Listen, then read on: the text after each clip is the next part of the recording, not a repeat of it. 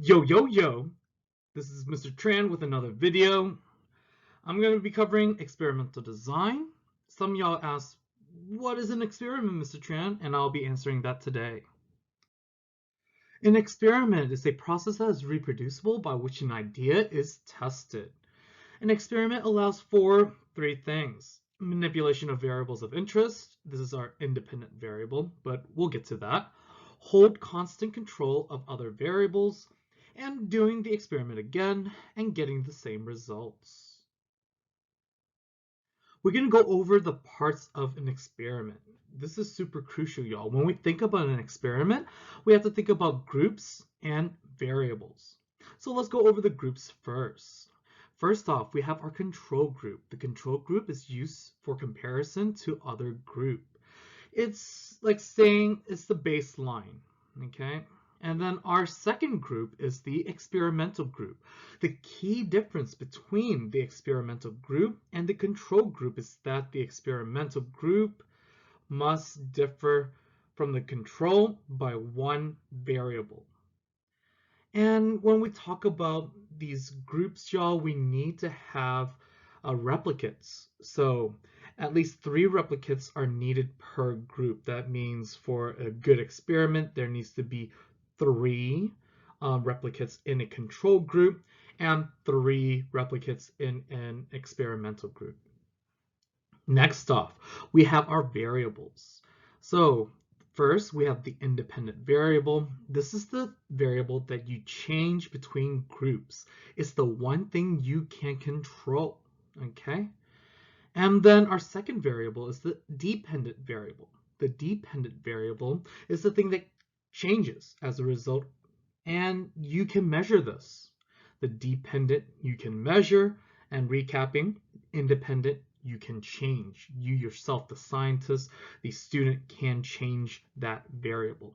And last but not least, we have the controlled variables. Sound like a controlled group, but we're talking about controlled variable here. The controlled variable is factors or are factors that are kept constant so they don't affect the results. So when I know a good experiment is being conducted is when the only thing that changes is one variable, that independent variable. So I should have everything else constant. There are 2 things that are needed for a good experiment. And again, 1, good replication, being able to repeat the experiment. And number 2, identifying all the controlled variables. This means we eliminate something called the confounding variable. In the late 1500s, a scientist named Van Helmont wondered, how do plants grow? He hypothesized that plants eat dirt. So Van Helmont decided to grow a tree and test his hypothesis out. He carefully masked the amount of dirt, and then he masked the sampling as well. For a year, he carefully watered the plant and the tree grew. At the end of the year, Van Helmont was ready to check his hypothesis. He dug up the tree and masked it. He carefully masked the dirt as well. The dirt was only less by 1 kilogram. What? While disappointed, Van Helmont did come to a conclusion. He concluded that plants do not eat dirt. Instead, plants grow by drinking water. Y'all, there's something wrong with that conclusion. Can y'all think of it? You guessed correctly. You cannot conclude something that you were not testing in your experiment. The idea that plants eat dirt is simply rejected by this experiment. There were other things wrong with this experiment, y'all. There was no control group to compare. Many variables were being manipulated here. The amount of sunlight, water, he didn't measure any of that. He didn't repeat the experiment to see if he would get the same results as well. And he didn't have sample size. So, gonna stop bashing Van Helmont now because that was in the 1500s. Let's move forward in time. In 1668, an Italian scientist, Francesco Redi, was not convinced that life came from non-living things. Let's put 1668 into perspective. In American history, 1668 was when Massachusetts annexed Maine. Y'all, states were already made, and we still believed in this. Let's expand on what this idea is. People used to think that living things contained a vital spark, something that made things alive. When living things died, this vital spark could be transferred to new organisms. For example, left alone in a corner, rags made of wool would spontaneously generate mice. The reason for mice and not sheep is that the wool had only enough spark to generate smaller organisms, a mouse. In the same way, meat, being dead and cut up, could only generate flies from its vital spark, and not a new sheep or pig or cow or fish. Y'all, wow. Just wow. So Reddy didn't believe in this. He believed that like comes from like. In other words, adult flies produce new flies. Unfortunately, no one has seen a baby fly.